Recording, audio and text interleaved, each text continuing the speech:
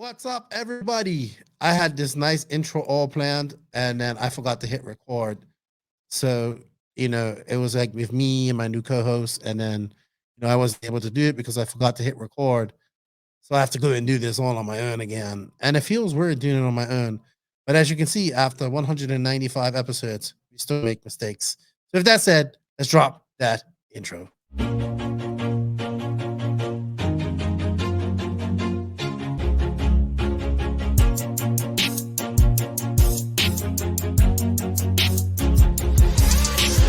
Nitro is the glory, but e-buggy pays the bills. Welcome to the No Name RC podcast. Get ready for some serious bench racing. But be warned, we speak our minds, express our thoughts, and sometimes things can get a little rowdy. Hate, and he just was influenced by the hate coming from the left, the hate coming from the right. And let's get back to more club racing and less of this money-grabbing book racing. It's hard not to be arrogant when you're always right. Yeah. See what I mean? That's exactly why people call you arrogant, Max. You may not agree with everything we say, but it's definitely worth a listen. And our pick, can you stop whatever you're doing? Join your host, Leslie the Great, with co-hosts and guests as they get together to chat RC. Hey, after that race that I watched this morning, I have to talk about it.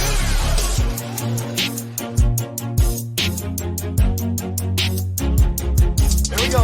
$100 right here, $100 throw. Oh no! I like this.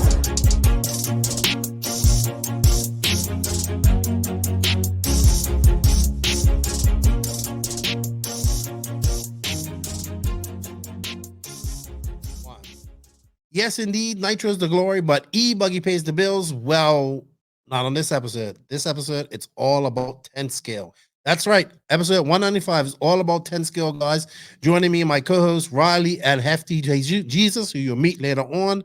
And we're going to talk about the first ever ROAR OffRoad National Championships that were held up in the Pacific Northwest that Hefty went to. And of course, we're going to talk about the EFRA Electric Touring Car Championships that were held at Trenčín Hudi Arena there in Slovakia as well. We greatly appreciate you guys coming on. We're going to talk about 10 scale. We're back into full effect here. I'm back from Italy. I had a great time, fully recovered. I'm not planning on going anywhere anytime soon unless somebody's wants me to come to a race and I go or whatever. But it looks like I'm here till August and just kind of chilling. Might be doing some virtual work here later on with some things. We'll see how it goes, but no more trips for me for a while. I'm looking forward to watching a lot of racing, covering it, and talking about it. So we're back to normal schedule. Max, a little bit sick, a little bit taken over with work, so he's taking a little break. He will be back this week, but he wasn't going to talk about 10 scale anyways. But Riley and Hefty, thank you for your time. Thank you to all the NNRC squad around the world. We can't do it without you guys. I do need a big favor from you guys. Being as we got hacked, I got hacked. I lost my personal Facebook, my personal Instagram, as well as the No Name RC podcast Instagram, as well as my WhatsApp number. I lost that while in Italy. Got to get a new number as well. If you guys can go to our Instagram and follow that, please, it will greatly help me. We was almost at 2,000 followers when I lost it, and I've been using my Instagram quite a lot. So please go there, follow us, and give it a like. And if you can go to our YouTube too, we need to grow that. We definitely need to grow the YouTube. And follow me as a friend. If you see somebody, Keenan Keith White, it's not a hack. It's not fraud. It's me. I had to make a new profile. So thank you to all the NNRC squad around the world, especially the new friends that I made in Italy. Also, shout out to the patrons of the podcast. Without you guys' extra support, I can't do this without you. You will get early release of this podcast and get to listen to us ramble on about 10 skill and geek out on that early. So thank you. If you wish to become a patron, there's a link in the written description of this podcast. Also, big thank you to all the awesome sponsors and companies that support the podcast. Remember, everybody, showing the sponsors some love shows the podcast some love. And they are, if you love the book, you love the online course, Invisible Speed, TZO 200 tires. I heard the website's up, so you can go order as well. High Tech RCD. I'm about to put my high tech servers in my boat and my Mayako here shortly. In fact, I'm charging up batteries for my boat now. Tnr Fuels. I need to get some Tnr Fuels for my cars. I'm going to be running some nitro here soon as well. Mayako, which I will be building that. Shout out to all the NPC guys. Love you like life. Beach Nation, Beach RC. Shout out to Brent at Beach RC and Lucas. I'm going to get Lucas on here very soon, actually, to talk about his adventures and just have a good chat about RC. Techno RC, shout out to the Techno RC team, Matt Walter, Daniel Lewis, and those guys doing good things over there. Thank you for the MT410, which I will be getting together soon. Got some batteries for it. Just need to get some wheels, tires, and a body for it. Lugs Racing Tires. Heard you guys got something new coming out. Can't wait to see. Got to get you on. Talk about all of that. JQ Scale Motorsports. G-Spec RC Tuning for all your cabling needs. Papa Willie's Traction Tonic for all your traction needs. Some Padal USA, our new sponsor. Happy to have them on board. They just sent me some batteries for the Techno. I'm going to do an unboxing of them. In fact, I got a couple of unboxings. Got a new radio, too, I'm going to unbox. Also, shout out to Racecraft USA, Clinic RC. I want to say happy birthday to Vicky. It was your birthday last week, Friday. I didn't get to say happy birthday. I hope you and Tony enjoyed your birthday weekend. Shout out to everyone at RCGP. Big shout out to you guys. You did a great job last week.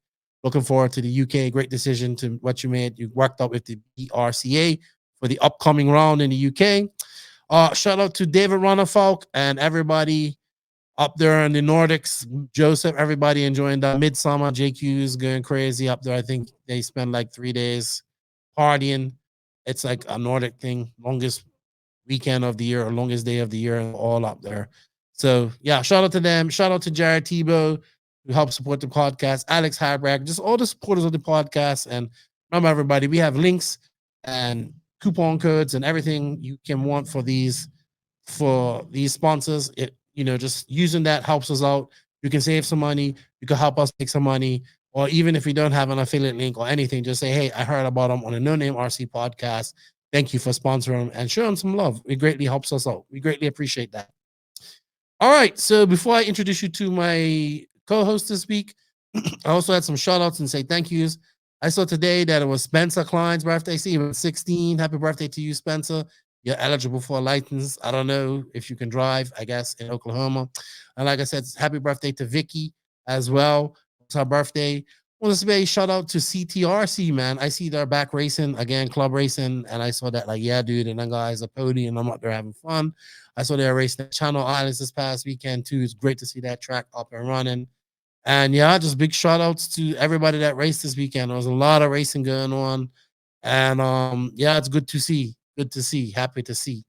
So with all that said, I'm going to get on. We're going to go talk to our, bring on Hefty, bring on Riley, and we're going to talk all about the first ever ROAR Carpet Off-Road Nationals and, of course, the EFRA European Electric Touring Car Championships with Hefty and Riley.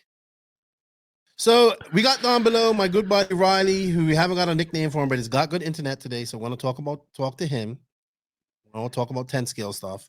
And then we got the new guy, vice host, Hefty Jesus, who is an avid racer. He's also was at the Carpet Nats this week, which is great. So we had a front row seat of everything that I ran on, because I do think this was a very important race. But before we go on, I just want to, he's the team manager for Side Piece Racing. But he's going to tell us a little bit about himself, how he got into RC, and what he's doing right now, and how he ended up on this podcast, because he has one of his own as well. Yeah, thanks Lefty for having me here. Excited to talk about everything RC. Love the hobby. Kind of maybe love it too much sometimes, if you know what I mean. We all get there, and but been racing since 92, going back to pan cars, 10 scale, 12 scale. Used to race loose dirt off-road. I don't think people remember that with two-wheel drive cars. Yeah, and like where you had no traction and you had to use throttle control, like with silly brush motors. Anyway, but forget all that nonsense. Fast forwarding to reality, I got back into the hobby in 08. Mm-hmm. Someone who I used to know as a kid opened up a track. This guy's name's Donnie Leah, multiple time like national champ and world's finalist.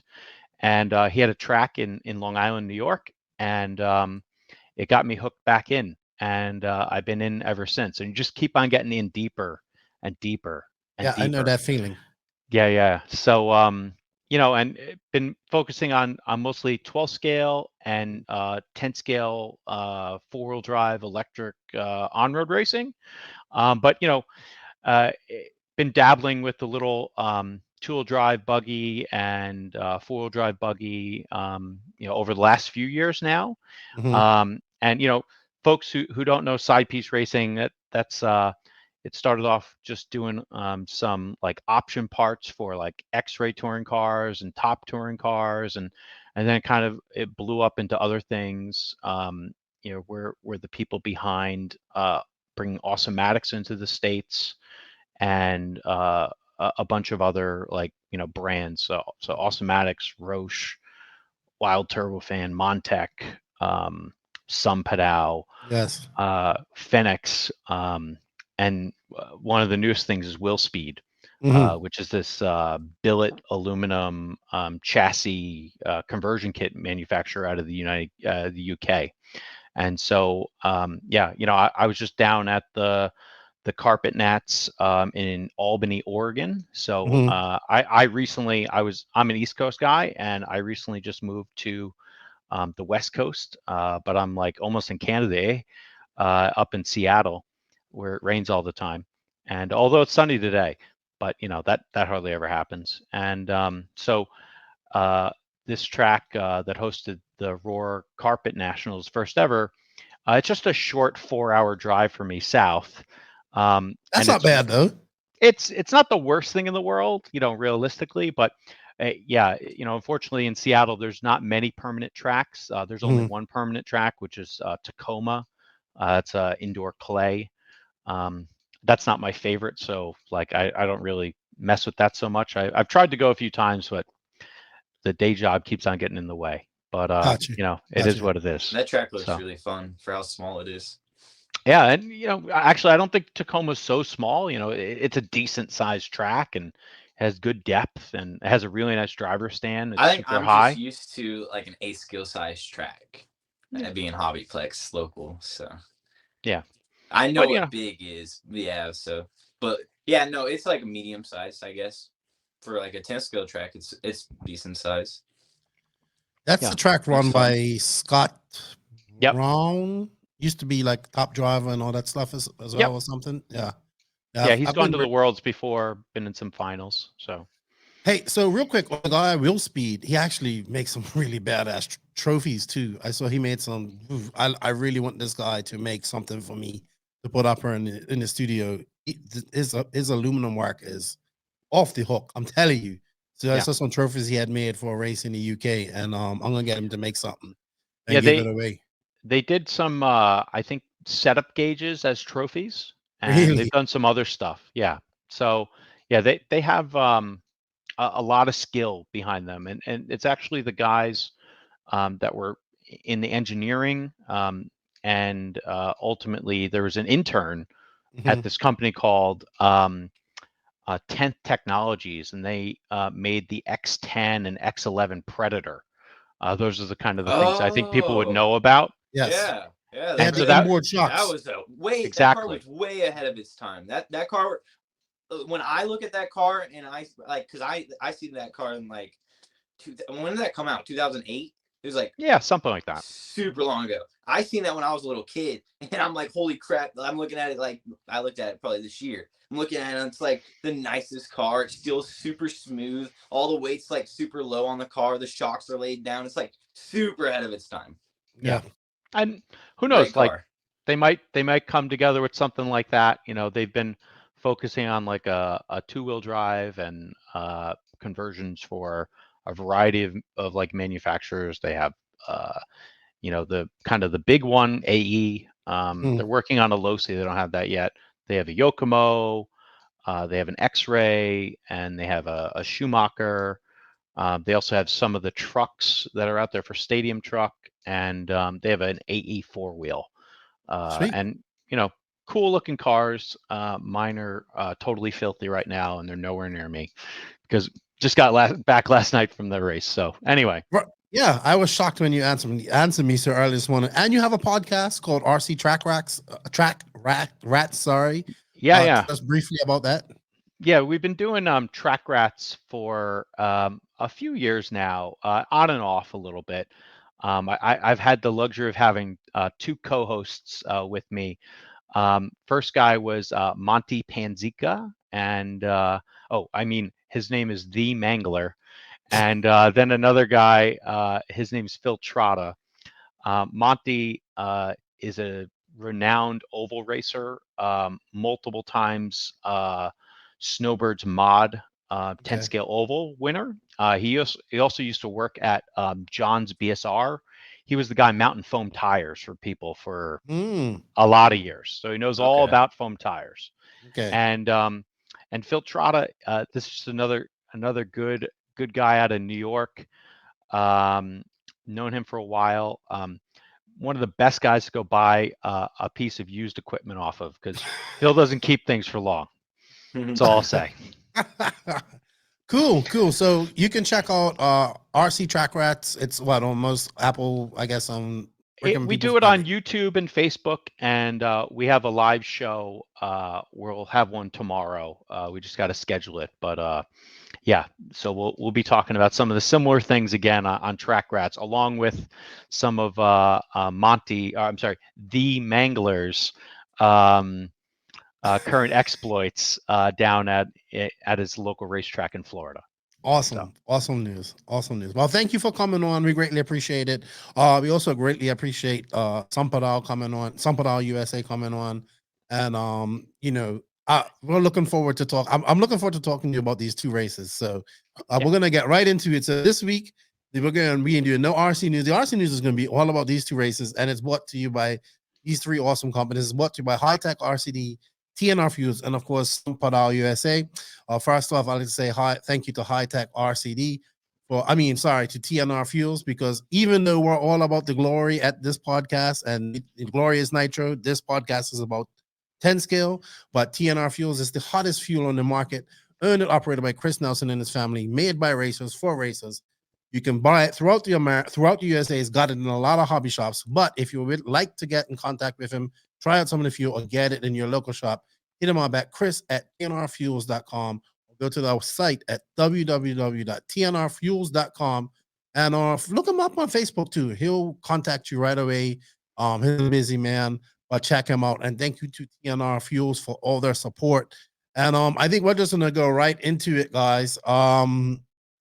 First ever ROAR Carpet Nationals. I am not a big 10 scale guy, but I think that this is a very important race. I'm glad that it happened, because I think that carpet is the future. I think it's how we get more people into racing. I learned this when I went to England, and I was over there and saw how they would make a track in a night, and you can just do it anywhere. I know there's a lot of dirt purists out there, but I'm sorry. This is the future, and to have a nationals for this is big, because that shows that the industry, America's finally seeing what Europe's seeing all this time. This is the future. This is what's been like in the UK. 10 scale is huge because of this. To understand that it's a totally different skill too. Like you can't just practice on a dirt track, go to a carpet track and dominate. Like you have to actually put in work on carpet to go fast on carpet. Your thoughts on that, Hefty? I know this is a big deal for you. You was there. You like home track for you. How did you feel? Yeah, well, it's always interesting. Like I was talking to some of the folks who'd never been to the facility before, and carpet setups seem to kind of translate decently. There's one guy who did really well this past weekend, Jeff Stack. He's a stock TLR driver, and him and his buddy Scott came out to basically win 2 national championships, and he got half the job done. He got one. Okay. And for the most part, he said he dampened up his wheeler, and then they were just mostly chasing gearing and like speedo settings and things like that, just to make sure they had the right amount of power, because for them this track was huge. and they normally don't run on something that has like 120-foot straightaway. So it was trying to figure out how to keep the temps down, but yet have the power of all their other competitors. Interesting stuff. We're gonna put up some video of the track while we talk about this. This does not belong to me, by the way. This is live RC's footage. I always like to say that before we go in and go into deep. Well, I think we should know. We won't be able to see it like that. We'll put it on the side with it like that. Tell us a little bit about this facility. Why is this so slow? Is this me? Let's see. You guys talk about it while I figure this out over here.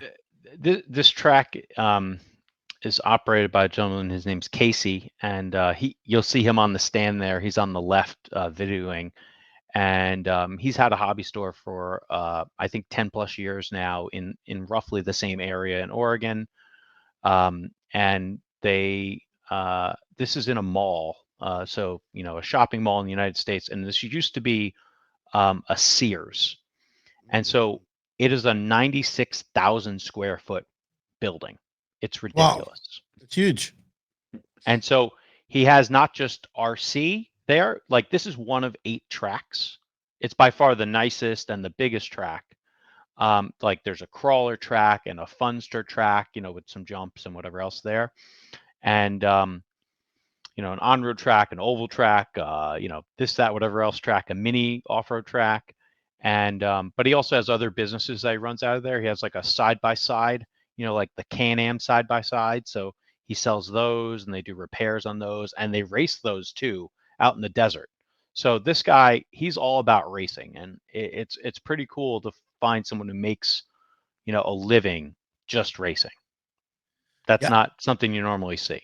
Yeah, that's very hard. But he supplemented. It's kind of like LCRC too. LCRC is another great facility. Well, you're from up that area. I don't know if you ever been there, but they supplement that by actually having they have motorcycles, right? Yeah, he's and a quads. motorcycle shop and quads and all that stuff. So he supplements it. I don't know what's going on with my internet, but I'm not able to play that video. I'm gonna keep trying. But so I think the guy you was talking about was Jake Stackowicz. I think it's from Ohio. Pennsylvania. Okay, from Pennsylvania. Yeah, I have talked to him before. I seen he's been doing very well in stock as well. I will have some questions about stock. Riley, give us your opinion on the track as well. You watch this. This is, you love this type of stuff. What did you think of it? Yeah. It looks like a fun layout. I don't know. I didn't drive on it, but for the most part, it produced good racing. It wasn't too crazy. Like there was a double in the middle that produced a lot of mistakes, and that was like the passing zone. But other than that, the track was pretty cool. There's definitely fast lines to take. Like there was a couple sweeping corners on the right side of the track, and after that double actually. And it looked like you could absolutely nail a line or you could hit a pipe and it would be ruined. Yep. And lots of races were ruined. Really? Yeah. Yeah. That was the spot. What was the turnout for this race? Let's see. I believe it was pretty low, but I mean, so it was 82 drivers, 153 entries. But that's common for a national event. Okay. Like, because, you have to be a ROAR member, you have to follow ROAR rules. Like the biggest thing that I expected most people to have problems with, they have a voltage rule where you have to show up at 840, and if you're over, you sit down. You don't get to run. And that it's a tough rule. And it's especially tough for like new people. But like in particular, like off-road racers, they're showing up with their packs at like 844, 849 at most places. They don't care. And they're just doing, a bunch of silliness. And so I thought that would be a hard thing for people. What I also thought was interesting was just like the turnout from a lot of the locals, unfortunately, was down. And, there been that J Concept race, same track a month ago, and the turnout was a bit larger there, but, it was one less day or even 2 less days, depending upon how you look at it. It was cheaper and just, less tech, less of everything. And so, it is what it is. Like, people who want to compete at this level, they normally take it pretty serious. And so, like, I'm going to call myself an up and coming off-road driver. And B-man basically, extraordinaire. yeah, something like that. But it's all right, because the first off-road race I went to, I was in the D and the C. That's what I Right. qualified into, and I raced my way Improvements. up.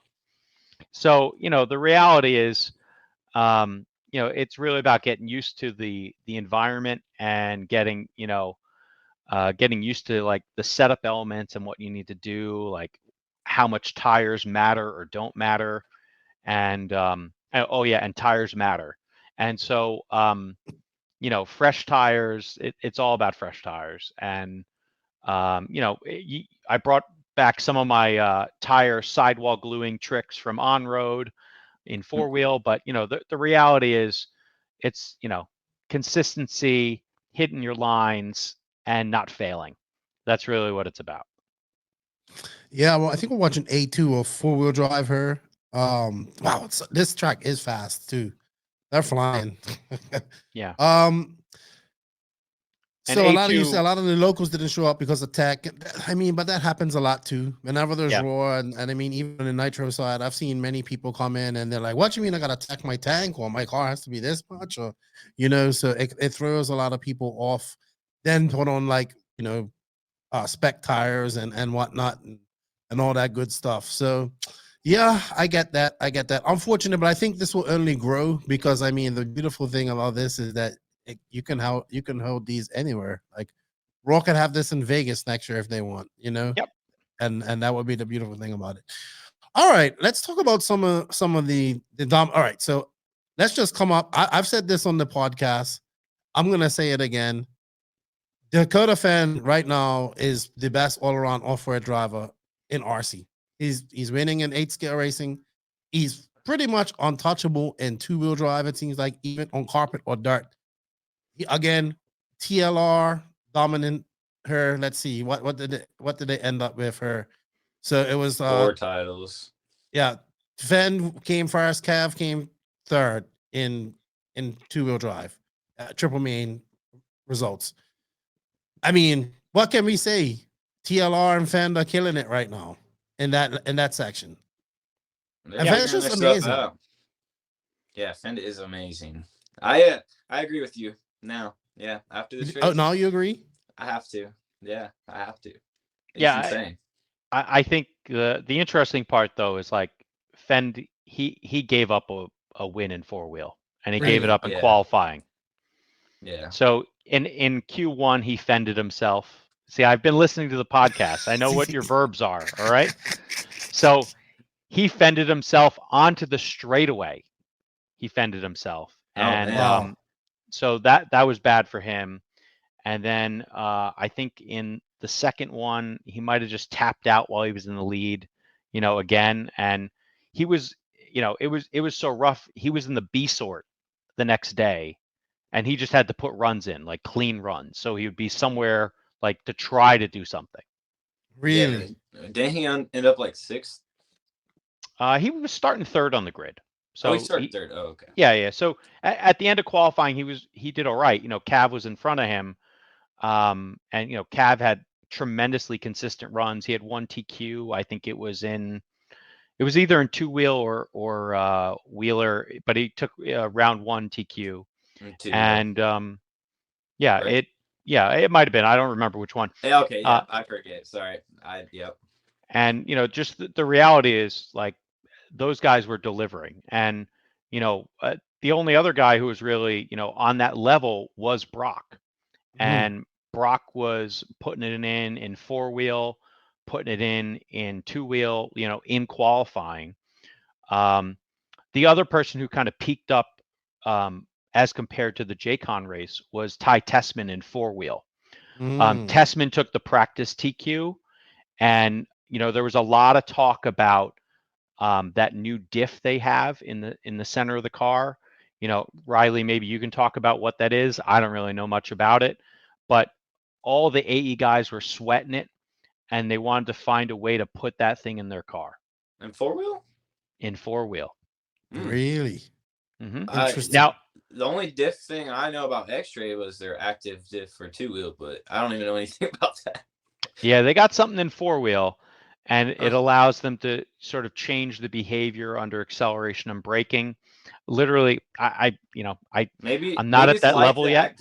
Maybe it's like the active diff for 2-wheel, but just a center diff. So like maybe they have like a slippage inside to where it creates slip. Yeah, like a it's just like the old LOL.We clicker.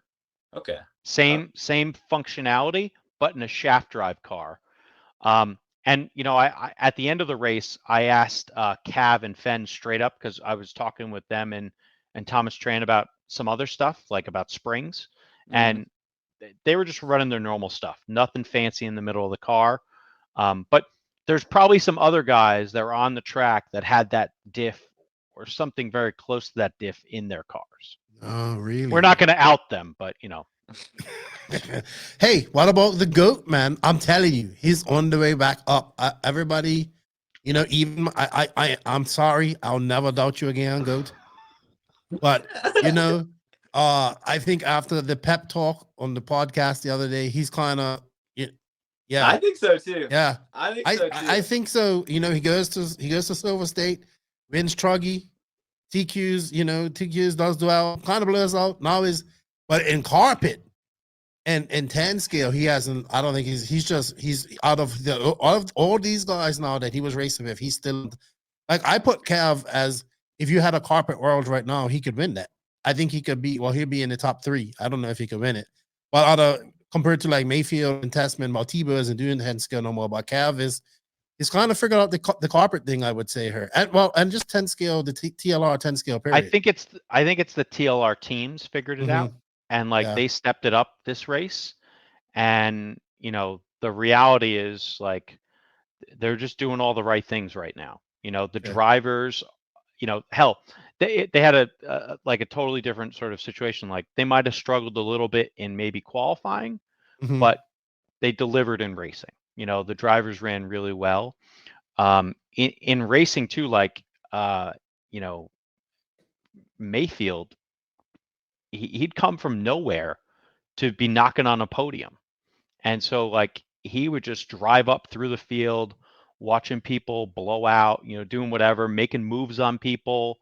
It was impressive to watch him. If you weren't looking at the pointy end, you scan the rest of the field, he was really making things happen.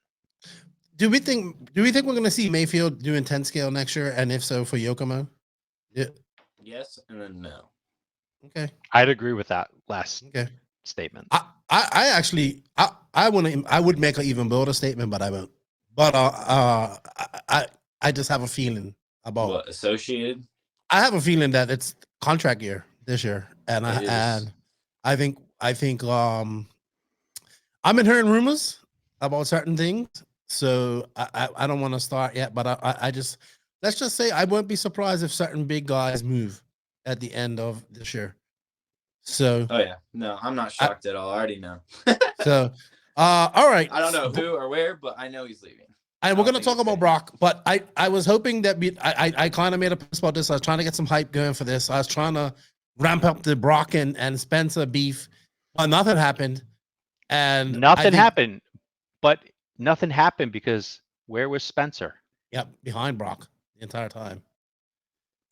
What is going on? He is supposed to be like the flagship guy for AE. He has to be winning these races or podium these races. And let's be honest, he's definitely in a rivalry with Brock for sure. Like they dislike each other. And I don't care what anybody says. Him and Fenn have a little thing going on too. Maybe their new car is just not as good as they thought. And Riley, you said it, not me. So when AE decides to send out I said maybe. one of the letters, they can send it to you.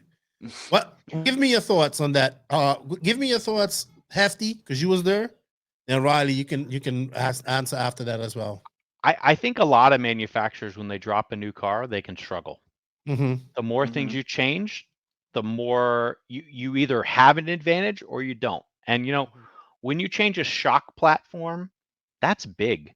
Like, dude, the competition are running your springs, the V2 springs. And, I actually think they're looking other places for springs now, but because they think you're going to discontinue. But the reality is, it's always great when a manufacturer releases a new car and then forces all their drivers to run it. Hmm. But sometimes it doesn't have the outcome you want. Yeah, I would say that they have to figure it out. I don't know. I think when you release a car, you just have to have it in a working range that's like insane. Like you should have each car should have a bigger working range instead of a smaller working range. And I feel like each car I see get released has a smaller working range. It's harder to get a setup on it that is perfect for that condition. But it depends. Like TLR, they released a new car, what, in 2019? Dude, their car is the oldest car out of any car. Yeah. And that's But fine. Have some They parts figured on it there, out. I think. They did figure it out.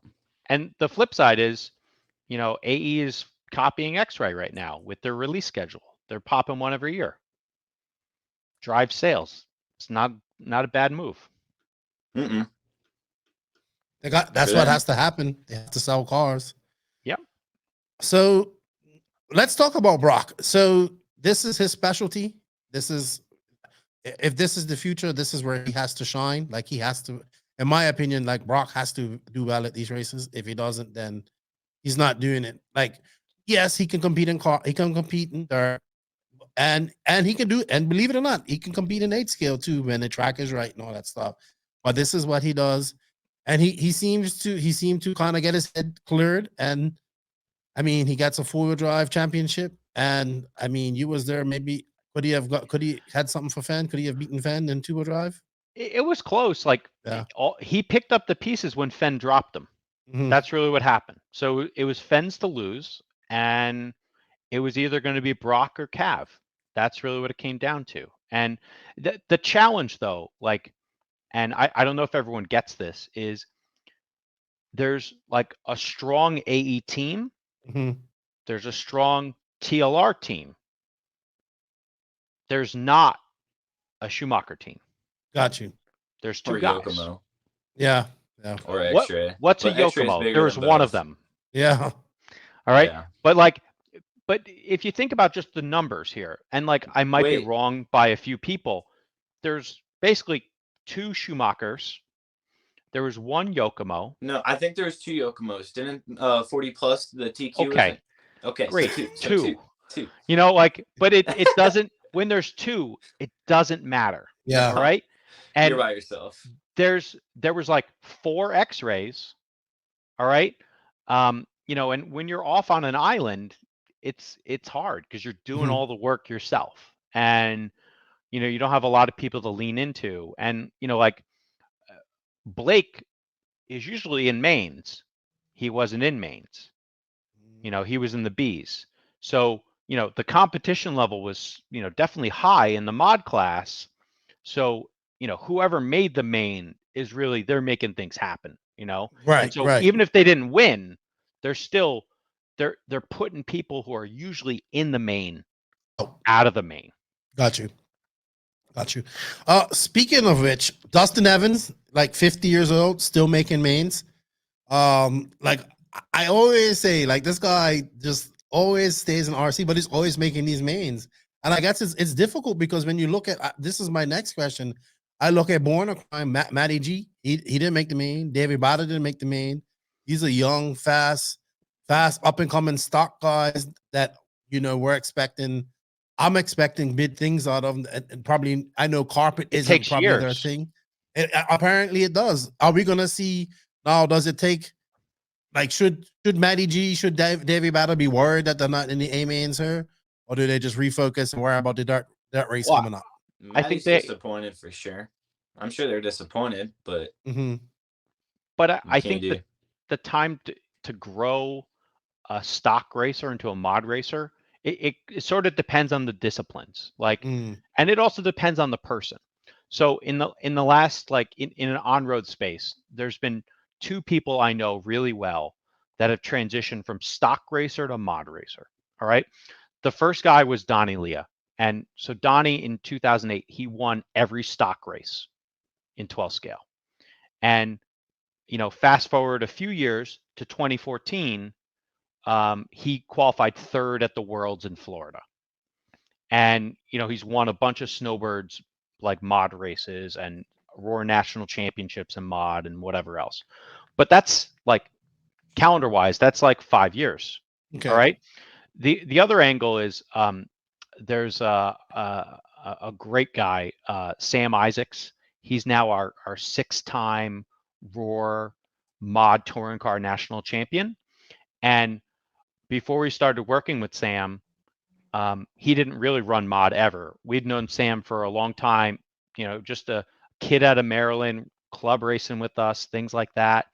And he left, went to college, came back like a whole new man, and was, you know, racing stock and super stock touring with us. And somehow or another, like Sam turned himself, because it wasn't us, it was just a little encouragement. He turned himself into a mod national champion in 9 months. But there was kind of a vacuum at the time. You know, like we had the two people he was really racing was Paul Lemieux and Kevin Hebert. And there wasn't 15 guys he was racing. Right. I get you. So, you know, it's a little different.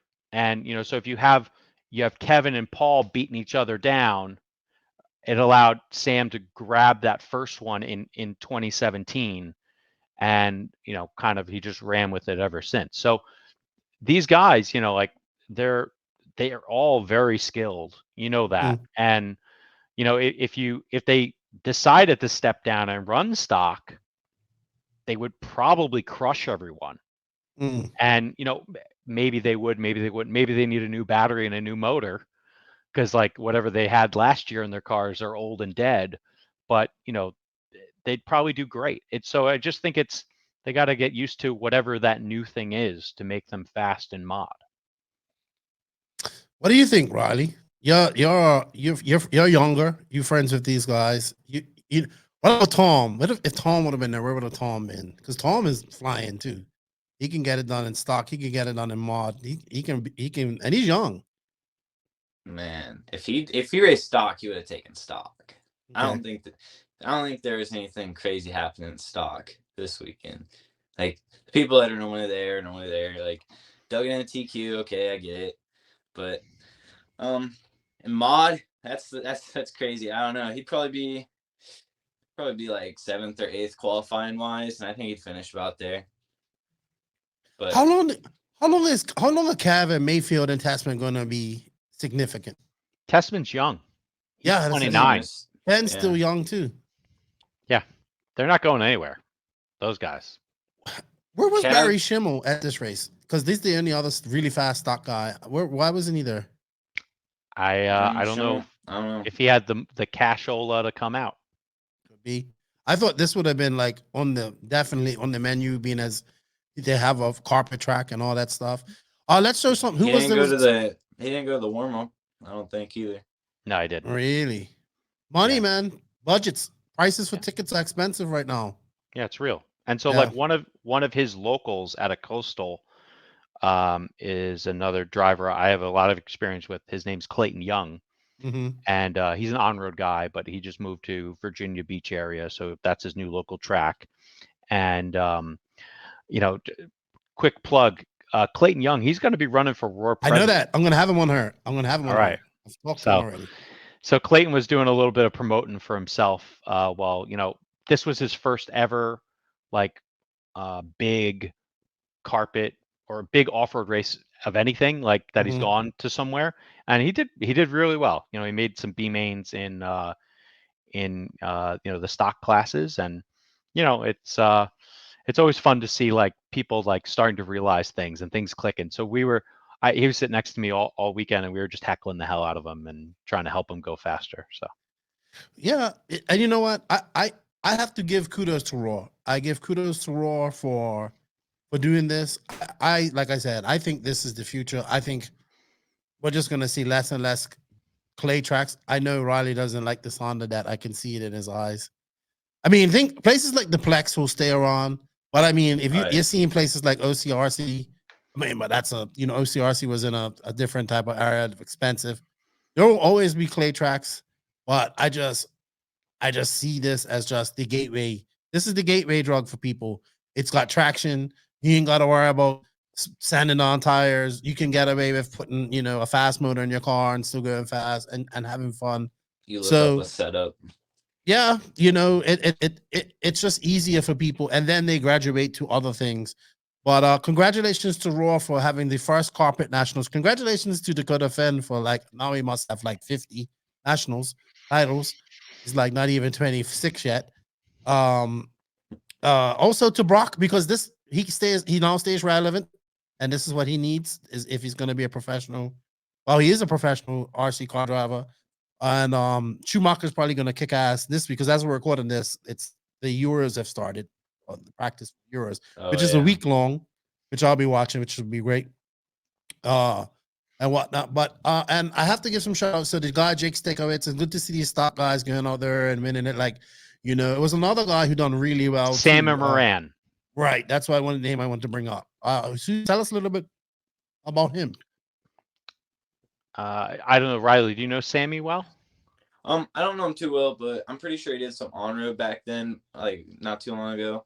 But he's really fast in stock. He's been fast in stock for the last, I don't know. I feel like I've seen his name for the last 4 years, 5 years, but for sure the last 3 years, like up top 5, just doing really, really well at all these dirt races. Also, I think he's a better dirt racer. I think he's like won some of the national races that have gone, not like nationals, ROAR Nationals, but like a series race. Yeah. But other than that, I don't know too much about him. I'm pretty sure he's fast on road. I thought you would have known about him. I don't know him as an on-road racer, honestly. So I did hear something. The announcer, Double D, a lot of people know Dave Duncan. He had mentioned that Sammy was an on-road racer while race calling him. And but yeah, I don't know. I've only met Sammy like this year at the first J-Con race. And but I'm kind of like, I think he's a special driver. I've seen a lot of him, and I think he could really, make some moves. But the reality is, he's mostly a dirt racer. Nothing wrong with that. It's great. He does amazingly well on carpet. He's won a bunch of races this year already, and it was good for him to get this like national win in two-wheel drive.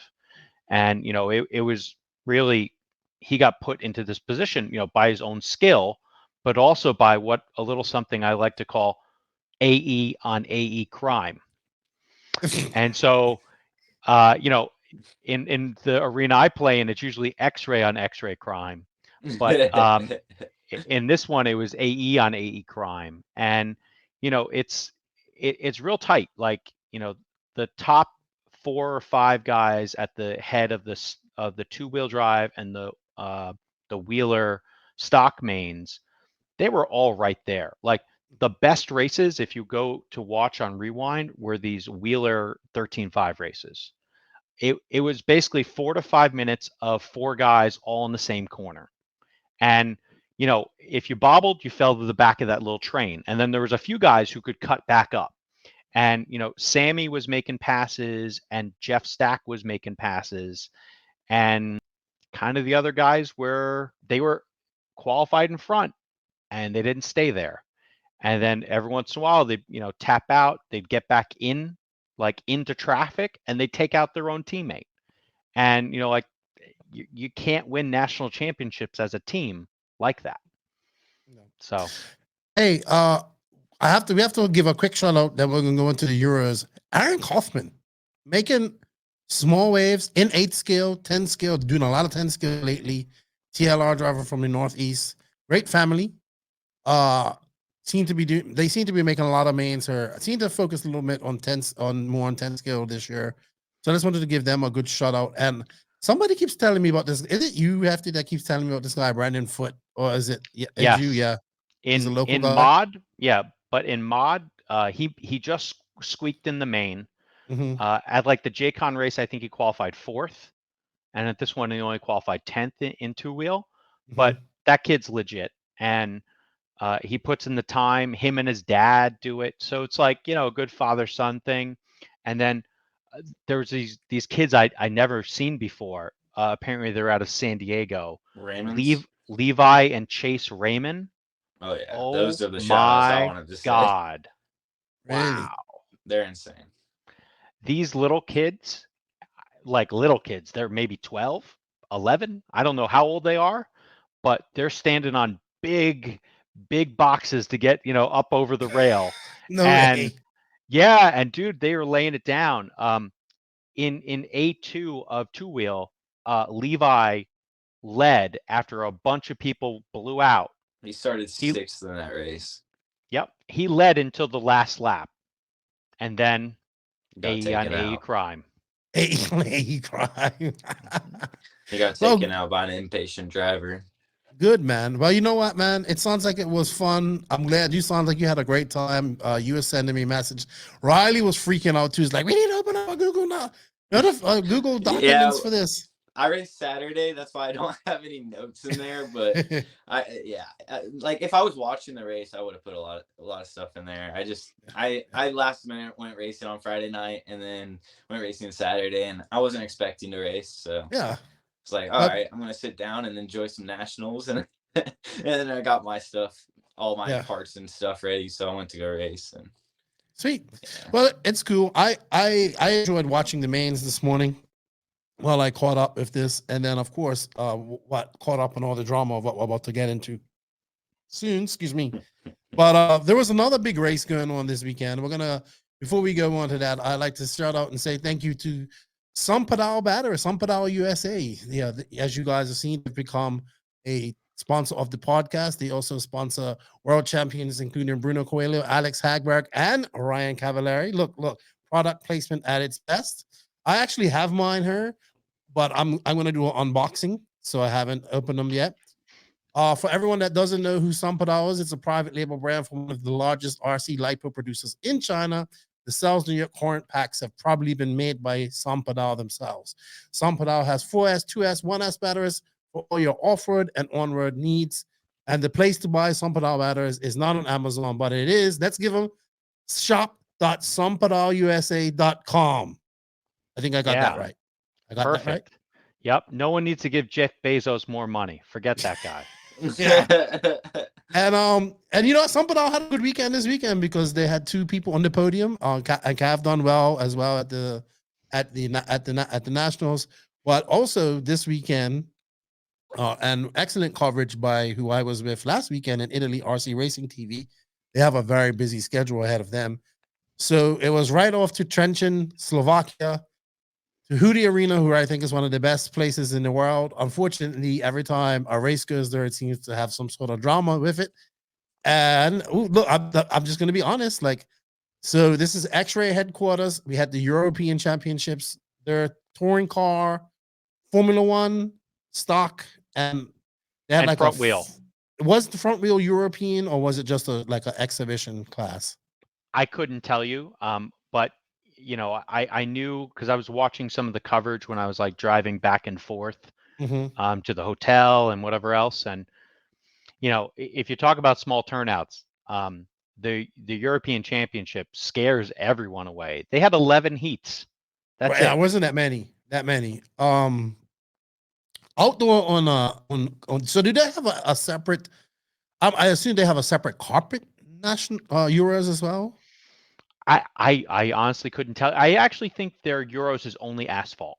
Really? It's only asphalt, because when you talk with the Germans that I know kind of well, they want to win two things. They want to win a world championship, and they want to win the Euros in touring car. Okay. They're happy to win ETS races and whatever else. They'd be ecstatic to, but the two that they value the most is a Worlds and a European Championship. Okay, so we got full. So it's funny. We X-ray. So we got full coverage of this race with less entrants, but we got zero coverage of the e-buggy race. And I talked to RC Racing TV about that. They're like, yeah, well, EFRA has its budget, and we have to fit it into budget. But X-ray wanted it anyway. I'm not getting involved in all of that. We got coverage of this race. It was outdoors. There's a lot of X-ray winners. That's for sure. There's a lot of X-ray winners. I mean, Bruno They Coelho got their came first in Facebook mod. profile pic. Bruno Coelho came first in mod. And Alex, I think, came second, or was it Mark? Alex, yeah, Mark got second. Hagberg got third. Okay. But as far as I'm concerned, Hagberg did amazingly well. When you talk about like people needing performances, that was a great performance for Alex in touring car. He did not look, and even when you saw his interview, you could see he was just like, okay, yeah, something went in my car. I need to go fix it. I need to go get a result. I just need to figure it out. And he needs it because even though he's still very good and very good at I think Alex's talent is now graduated into what he can bring to the hobby for, what he does with his social media and videos and what he does at races and stuff like that. I wouldn't sell the guy that short. Really?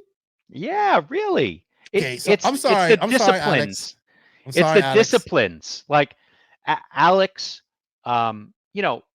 it must be hard to have Bruno as a teammate. Right. All right. I don't want to be disrespectful for anyone. It would be hard to have Fend as a teammate, wouldn't it? Right. All right. Yeah. It doesn't mean the other guy. Well, but like the reality is, I don't think Cav cares. Because he's like, I've already been there. I've done it. I think Cav needs a team. Yeah. Like a good team. Yeah, I think he's gonna. That's why it's coming around now. But yeah, we're talking about Euros. He never got help. Yeah, but he did get far. He did get far in S-Works. He started to win in S-Works at the end of the year after the end of his tenure. I think he did better in Yokomo because he got like podiums with carpet. But all right, Euros. Yeah. Anyway, but I think Hagberg did great, and if you don't look at the drama that was around this race, and you just look at kind of what happened, I think this is a great result for Hagberg.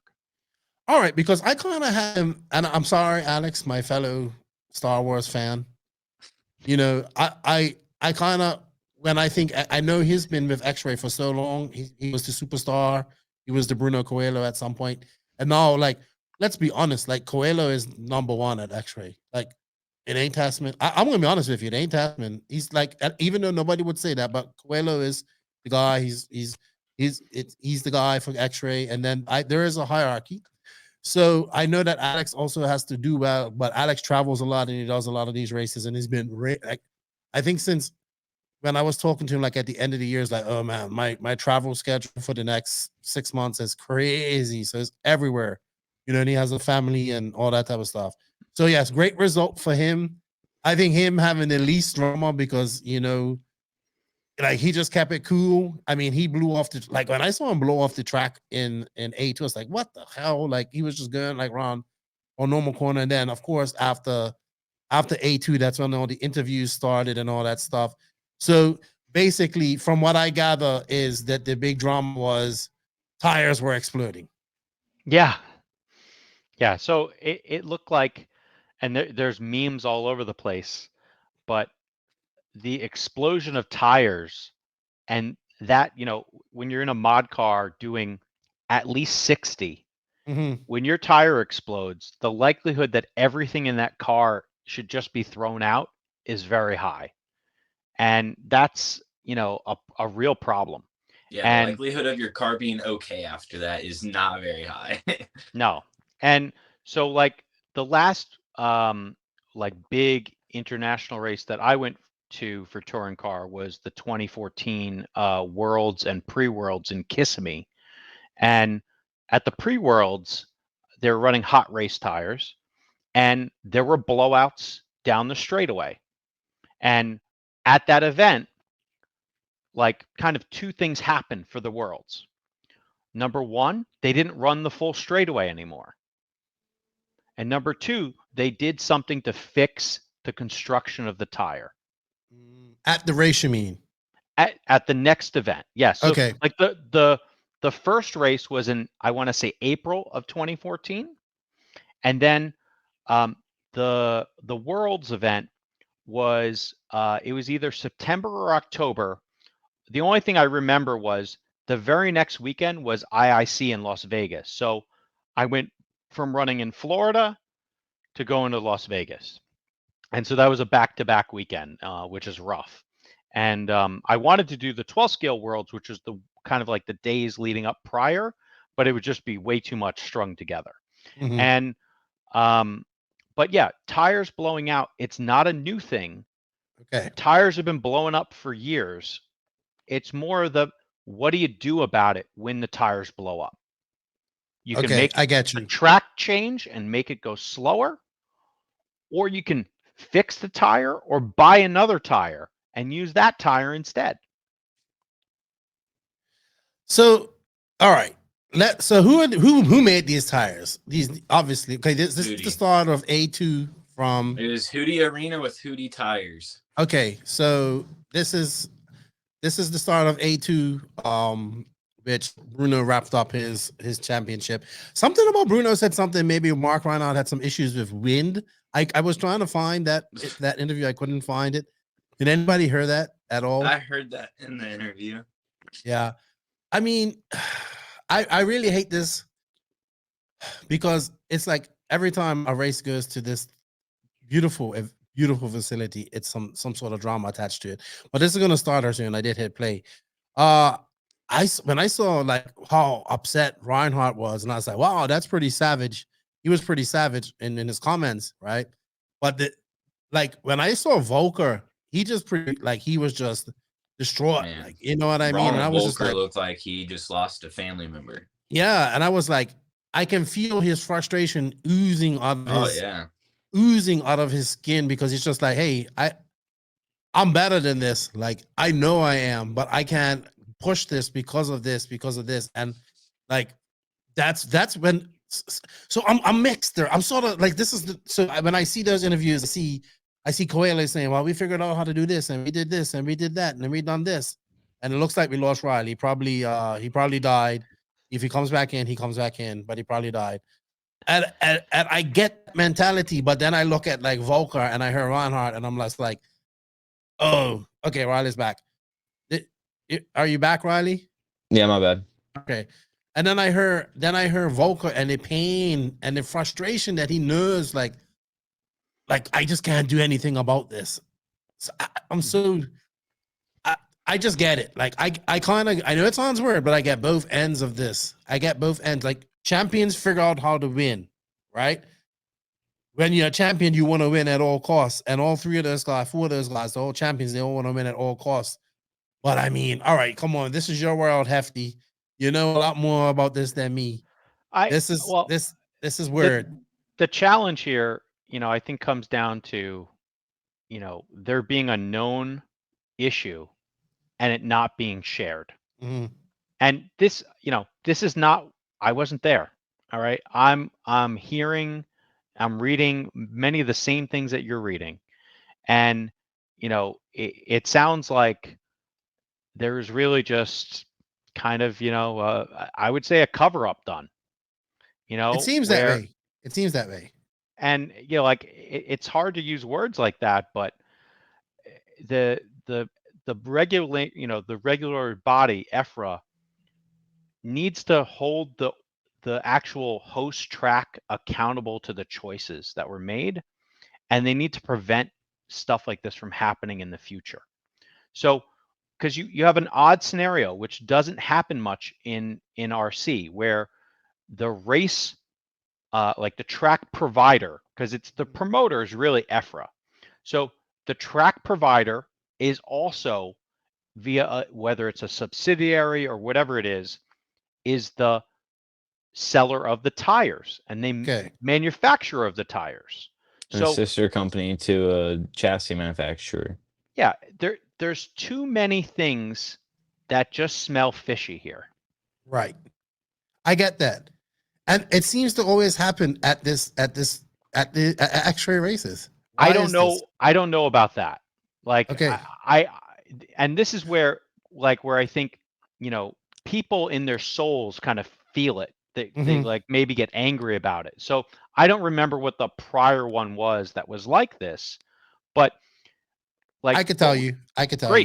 It was before the 2019 Worlds, when they accidentally left a lap counter on and somebody got 219 extra laps, and they said they were testing out the track, and that caused a big stink prior going into that. I want to shout out to my boy, the Extra Lap podcast out of England. That's why I heard it on. So I'll shout out to Aiden and those guys.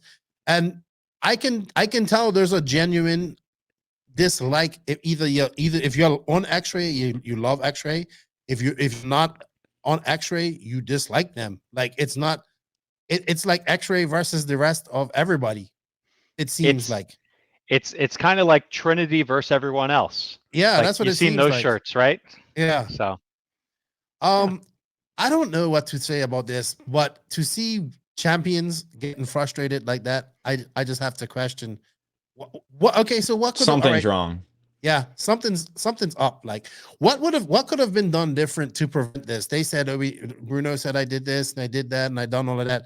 But I mean, they would have known that going into this. Like they had to know this going into this. I'm sorry to say, like, but shouldn't the other people know this going into this as well? Did the others not have chance to test these tires as well? Volker said that he was watching somebody and they were all out. So he thinks that it was just luck of the draw. Like that speaking of Volker, that's him right there, I think. Yep. Yeah. That's Is this the first race or the second? Second race. This is 8-2. Yeah, so he just absolutely destroyed his car right there. I mean, but don't these guys have access to these tires as well to test prior or yeah, he did make tests and he said they were great tires. He said that he actually enjoyed them and he tried them on 2 different tracks, I think, and he enjoyed them. He thought they were great tires. He thought they were overpriced. Volker did. So what did we do to prevent this in the future? Like you said, when they cut down the straightaway and they fixed the tire for the prior. But okay, so we need to fix this at this time. Like it sucks that people have to turn on if that's what they have to turn it on. We want to see these guys go as fast as possible. What could have been done by EFRA or the organization or the race promoter to make this better? The only thing having to worry about tires blowing off. The only thing that was practical, because if you show up at the event and you have a box of tires and they're deemed bad, the only thing you could do is slow down the straightaway, and that means you're going to add a chicane somehow. All right, that would be your only option, realistically, because sourcing 500 sets of tires, although there's only like 20 people running the class, right? Because it's only mod that's having this problem. With hot race tires. They couldn't get enough tires, and so they just canceled. And like the reality is, like, you don't need that many tires for mod. And what do you do?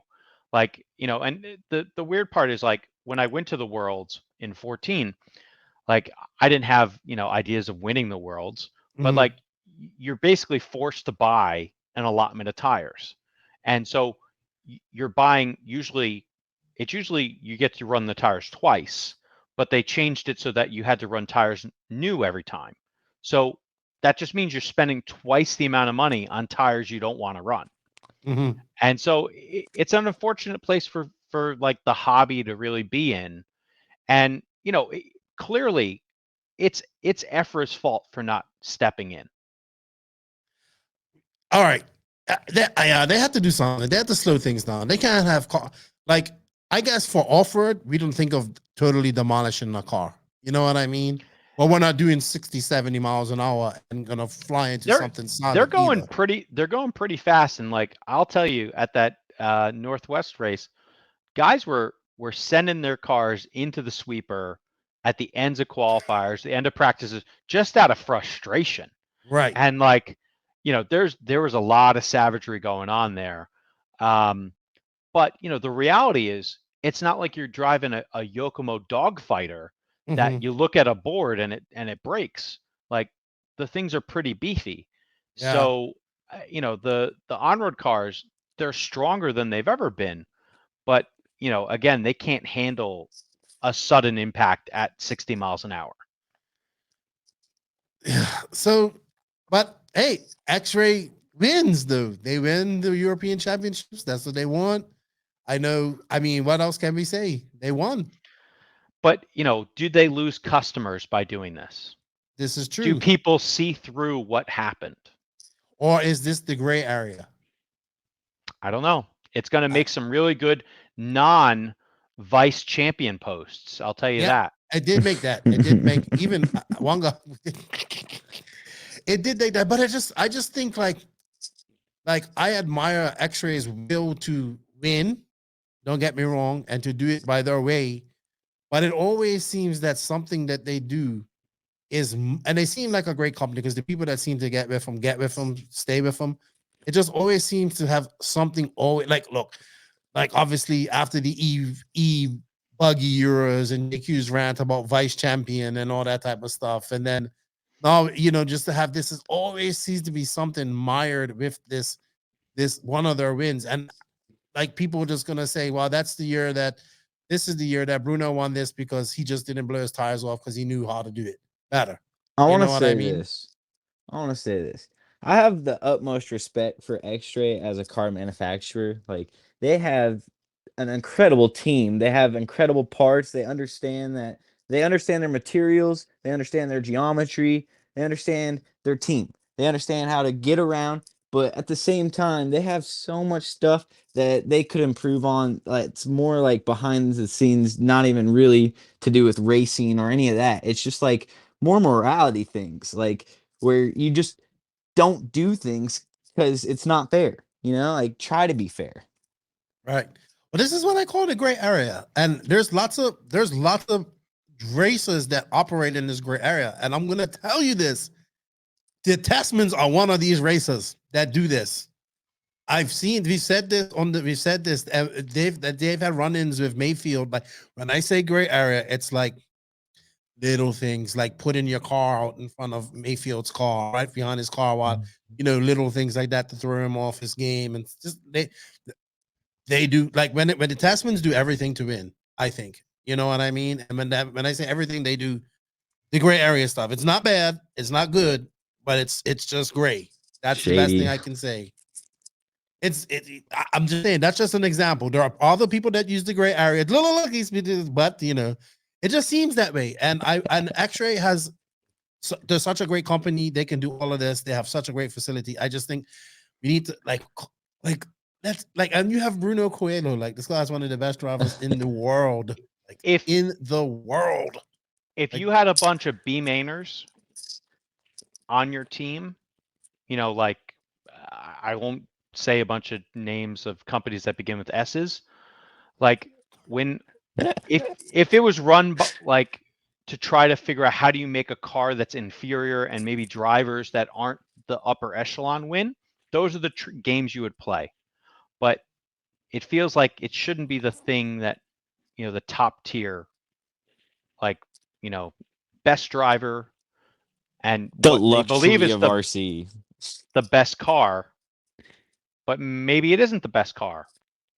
Maybe it isn't. I don't know. I think we're gonna get a lot of X-Ray hate after this podcast. Oh yeah. What car was Mark driving? Awesome. No. Yeah, Austin Max for Mark, and then Mugen. We had to give him the plug. Mugen for Ryan or Volker. Yeah. But I really fell for Volker. I honestly. But you know what? So before we wrap this up, I'm not taking. Look, I'm still happy for Bruno. I'm still happy for Hagberg for their podiums, and I know Reinhardt wants a first, and I know Hagberg wants a first too. But I think I'm happy for them.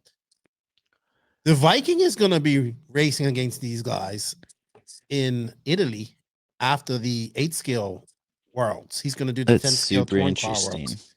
I'm really excited to see what he does against these guys. But wow, I was so shocked at the savagery and brutality and drama coming from the onward side of things this weekend.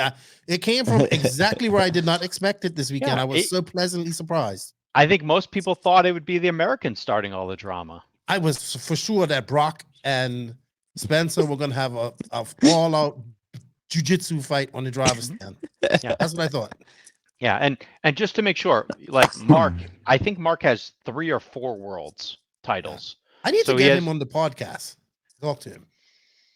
He has some good stuff. He's a good badass off-road driver too. He can do, he's right up there with Masami. Yeah. Oh yeah. And he said fuck on like primetime live television streaming. RC television. Yeah, he did. No one He said fucking that. cares about that. That is a big deal. It's a big deal. It's a big deal because we freaked out when Hampus said shit on the RCGP feed the other day. Yeah, it was good. If you guys want to check it out, RC Racing TV covered the entire event. They did a great job of it. And they have no breaks because they're right at Robin Hood right now filming. That's going to be a good Euros, I think, too. I enjoyed. So, true story. The last time they had a Euros here, JQ made the main in four-wheel drive. He drove a Schumacher. And Crazy. Martin Walanka and X-Ray was also in drama for this same exact race back in 2015 because they weren't supposed to be saucing. Everybody was saucing, but Martin Walanka was openly saucing. And they he became a sacrificial lamb.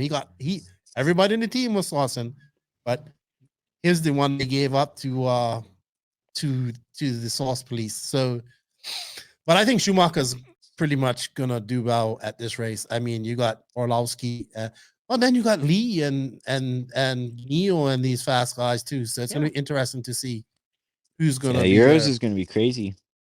Yeah, not too many 8-scale guys going though this year. Like you won't see Rana Falcongaro and those guys at this one. They're all busy right now. Yeah, they got the real Euros. No, the Nitro Euros coming up in 2 weeks' time. The big boy Euros, right? Yes, that's the whole another rivalry. Canas right now and Ongaro, they are not liking each other right now. They are definitely fully in love with each other. So we got lots of rivalries going on in RC, lots of storylines going in. We got lots of world championships coming up. It was a great weekend of racing. Thank you for sharing your experience at the Florida. I knew it. Jesus. At the first ever ROAR Carpet Nationals. I need to get Clayton Young Carpet on her as well. off-road. Off-road Nationals. Sorry, correct. Because carpet's the future, no matter what Riley thinks. Congratulations to Brock Champlin, four-wheel drive, and to Fend, who in my book is the best all-around off-road driver in the world at the moment. I hope you heard that, Barry Baker and TLR and Horizon. I said that 3 times on this podcast so far. TLR made things happen this weekend. They could have swept everything. Yeah, I refuse to continue to pick Fend, so I will expect my dividends, my salary for that PayPal from Horizon every month for not picking Fend. And he wins. Hefty, thank you for coming on. It's been a great having you on. It was a great addition. I think we got to do this some more, especially with I think you guys make a great 10 skill, you and Riley. Yeah, I happy to do it if the schedules align, and we can probably improve your on-road coverage a little bit too in the upcoming year. That would be good. I would like to learn more about it. What I'm all about in on-road is large scale, and that's what I want to do. Large scale on-road and the 8-scale stuff.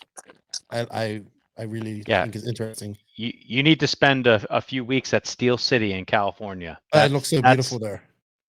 That's the place. Those guys love that there, and that's what they're all focused on. So if you ever get a chance, that would be your mecca then. Right. Also, guys, check out Side Piece Racing. Check out all the other supplies and products that Hefty supplies, as well as don't forget the Sampadal USA batteries that you can get from there. We'll be doing some giveaways of those again in another couple of shows. Thank you. I appreciate that. Riley, where are you to? Yeah, I don't know if you can hear this. Yeah, we can hear you now. We're going to get Tom for R1 on, you, me, and Tom at some point when he comes off vacation. So that's going to be good. Yep. Thank you for your time. I greatly appreciate it.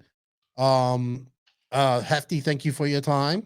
I appreciate your time. Thank you to everybody that tuned into us 10 skill nerd. Well, sorry, 2 10 skill nerds and 1 cool guy. I had to do it. Wait, Lefty, you're a 10 skill nerd now? Actually, I admire, I like that you have. I'm starting to become a stock fan. The only reason I'm becoming a stock fan is not because of pink pinions and all that stuff, because there's a definite line between pro and Joe with stock. And that's what 8 scale lacks at this moment, I believe. So I that's why I like it. Yeah. So I don't think you'll find a closer race than those 13.5 races in Wheeler. So check them out if you didn't. I will definitely do that. And congratulations to those guys as well. Jake Stakowitz, the guy Sammy Moran. I really want to know why Brendan Schimmel was there, because Brendan Schimmel's been fire in stock right now. Anyway, guys, thank you to all the people around the world that support the podcast. We can't do it without you guys. We greatly appreciate it. NNRC Squad. Shout out to the patrons of the podcast. We can't do it without you guys. If you wish to be a patron, you can. It's in the written description of this podcast.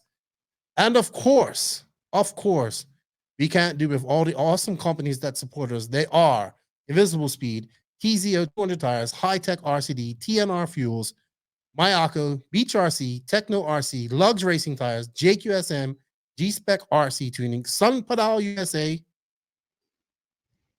Racecraft USA, Clinic RC, RCGP, House of RC. Check out the DR Race Shop, the JTPshop.com. Shout out to my boy RC Kevin, and just to everybody that supports us. Thank you, Hefty. Thank you, Riley. You guys have anything you want to say to the listeners before we leave? Everybody's quiet. Yeah. Thank you for what you do. It's a lot of fun. You know, listening to podcasts, stuff you guys are producing is great. And you know, honestly, I almost want to go run a nitro motor, but you know, like it just rains too much here to consider that. But other than that, you know, the Pacific Northwest has a great 8 scale community out there. Yeah, very good. Yeah, very good. For the 6 weeks that they get to race, they do a lot of indoor racing too. Really, really. Riley, are you there? Yep. What's your plans? It's Hobbyplex this weekend, I think. So right now the INS layout's getting put in for Hobbyplex. Your audio original sounds Hobbyplex horrible in Omaha, Nebraska. Don't worry if you missed out. You still can't, or you can't get in because the entry cap has been full for about a month and a half now. But that's going to be coming up in 2 weeks. This weekend is a club race on Friday to break the track in a little bit, and then there's like something going on at the track Saturday because it's the second, and they're not racing, but it's like just a fun day at the track. And then next weekend after that is INS. So I've been getting ready for that. Super excited. Sweet. Yeah. I see that you sent me a message that your phone is hot and is lagging, so that would explain your bad audio. We definitely have to get Riley up our laptop and get him set up. Riley, thank you for your time. Good luck. Good luck at Hobbyplex. Thank you guys for your time. You know what? That's it. Nitrous to glory. E-Buggy pays the bills. But 10 scale was paying the bills today. Thank you, Hefty. Thank you, Riley. We guys are